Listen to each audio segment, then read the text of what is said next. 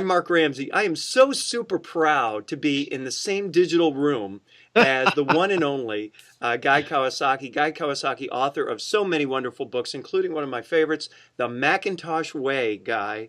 One of Wow. the most intentionally funny books I've ever had the opportunity to read. So You're thank you for dating that. yourself, Mark. I know I Mm, am. I know. Tell me yeah. about it. The new one is this one. It's called Enchantment, and it's wonderful. The subtitle is The Art of Changing Hearts, Minds, and Actions.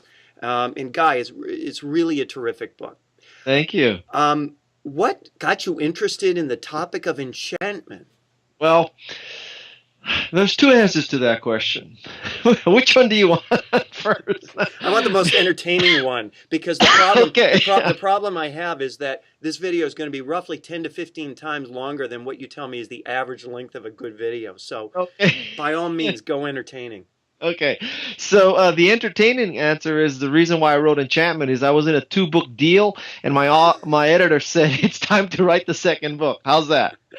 The more warm and fuzzy answer is that since 1979 or so, in some way, manner, or form, I've been trying to enchant people. In my first business, in my first job as in a jewelry manufacturer, believe it or not. And then I worked for Apple, evangelizing Macintosh. I started companies. I went back to Apple, a venture capitalist. And in all these things, I've been trying to enchant people with the products or services. And so I became a student of persuasion and influence and all that good stuff. And I read all the works of Robert Cialdini. I have a bookshelf full of books about this kind of thing. And I just wanted to put my spin on it. I wanted to. I'm an admirer of Dale Carnegie's book, and so I wanted to sort of bring that up to date into the digital world, and just help people, kick butt, basically. Well, it's just my observation, but from your description, it sounds like you really have a lot of trouble holding a job. Yeah. No, but that's from I 1979 till know, I today. know, I I know, I mean, know. So, listen, what's the difference then between enchantment, the idea of enchantment, and giving people what they want? uh, well, sometimes giving people what they want is not good for them. uh, I can think of some parenting practices that I do that fit in that category, for example. But having said that, I don't think I could build the case that you will enchant people by not giving people what they Mm. want. You may have to educate them on what they should want. And a stellar example of this is Apple, right? I mean, Apple doesn't do market research and focus groups to figure out what people want. Apple's idea of a focus group is Steve Jobs' left hemisphere is connected to the right hemisphere, and that's the two focus groups going on right there. So it's not always about listening to your customers. Sometimes you have to anticipate what your customers will want and need before they can even articulate it. So let's talk about that for a second. The Apple example is Yeah. obviously the ideal one. Everybody wants to be Apple. Everybody wants to emulate Apple. Yeah, There's be this, careful what you ask for, but well, yeah. I hear you, but there's this thing called the magic gap, which is kind of the gap between what Apple does and the way it plays. And Yeah. I wonder, and in that gap is kind of enchantment. And I wonder, is that something that anybody can really capture? Can anybody really do that?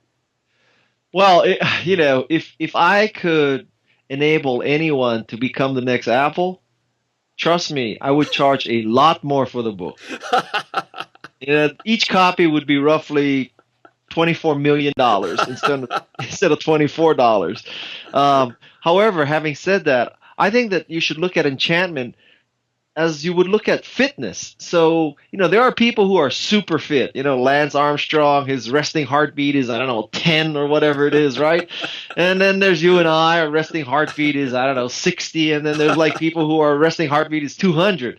So there's a continuum of fitness.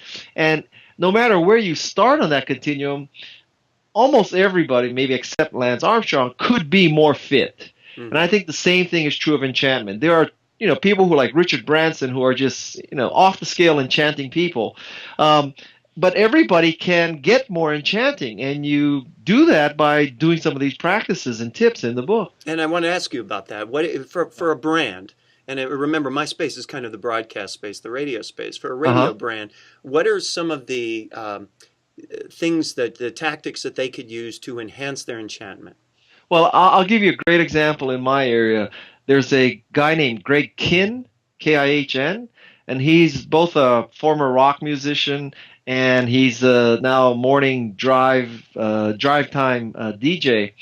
And I find him very enchanting. There's two reasons. One is because he's authentic. He really was, a musician. He's not a wannabe DJ who's criticizing musicians. He was a musician, the Greg Kihn Band.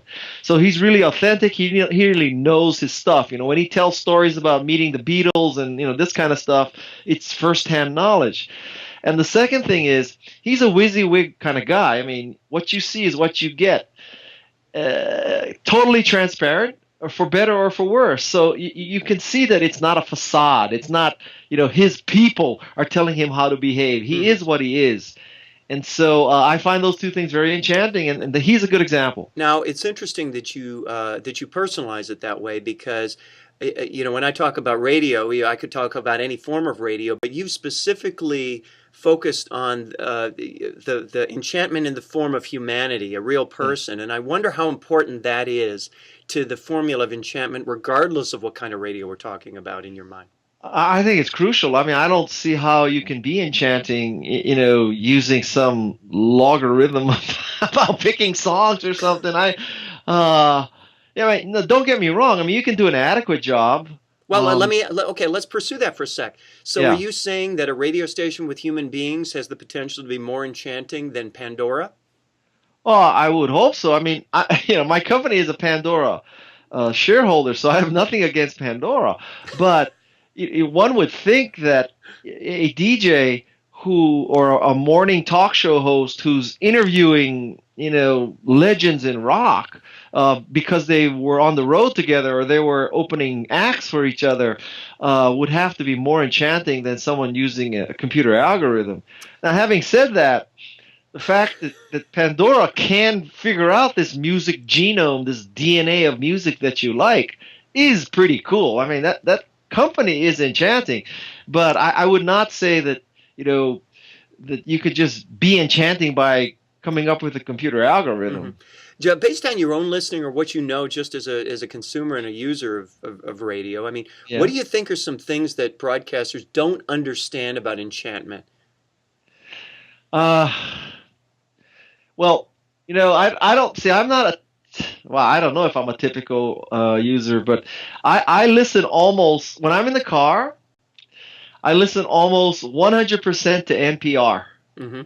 And what does NPR not understand about enchantment? I think NPR pretty much understands enchantment. I love shows like Fresh Air, Tech Nation, Wait, Don't Tell Me. Those three shows, I think, Myra Gunn and Terry Gross and Peter Sagal all understand enchantment. They are what they are. They're very competent. They're very knowledgeable. They let it rip on the air. And so I love them. The only time I find something on NPR not enchanting is, of course, when they do the pledge drive. And now, but even that I understand because they have to have a revenue source. So, I donate, I absolutely give money, but I must admit that like my local NPR station is KQED in San Francisco. So I'm, almost 100% on KQED, except during the pledge drive. Mm-hmm. On the pledge drive, I switched to XM radio, which is running NPR without the fundraiser. and I justify that as, hey, I've given money, so I'm cool. I've done my thing. And I have to tell you a funny story. I have a 17-year-old son, total jock, plays hockey, lacrosse, football, typical teenage male. And to my utter amazement, he has his car set to NPR. He listens to NPR. I was shocked. That's not supposed to be a funny story, by the way. Why? Why is that not funny? Am I supposed to be some pseudo West Coast intellectual that's like worried about his precious child getting the right education? That's right. He's going down the right pathway. Yeah. If he doesn't go to Harvard, his life and my life is a failure. I don't think so. Stanford. So you've got two sections in your book, one on the way to use push technology and the other on the way to use pull technology. Can you define what push technology is and pull technology is? Well, push technology is when you are controlling the mechanism and the timing and the quantity of what you're sending to people. You push out email, you push out your tweets. Pull marketing is when you have to convince people to return to your website, return to your Facebook page, and so you have to, have attracted them continuously. Both have a place in enchantment. Twitter is a very useful tool for enchanting people, as is a great Facebook fan page, which is Pull. Well, let's talk about each then. In terms of push, you mentioned Twitter. What are a couple of tactics that are great push tactics to promote enchantment? Well, with Twitter, if you are, we're going to go past 15 minutes. You understand this? I'm not going to go past 15 minutes. With Twitter, I think the key is that you tweet out interesting links, that you are seen as a source of stories and pictures and video that other people would not have found in your particular area of expertise. So if you're an expert in radio, you should be tweeting out, this is a great interview about how the future of radio, or this is a great interview of a person, NPR, discussing, the future of radio and what it means in a world with Pandora and what it means in a world with the ability to broadcast live from Tunisia or Libya. So that would be one thing for Twitter. And the second thing for Twitter that most people do not agree with is I think you need to repeat your tweets to make it effective. Because, you're in the radio business, right? It's not like you can assume that the person who listens to your station at 7 a.m. is also going to be listening at 7 p.m. So if you push out something interesting at 7 p.m.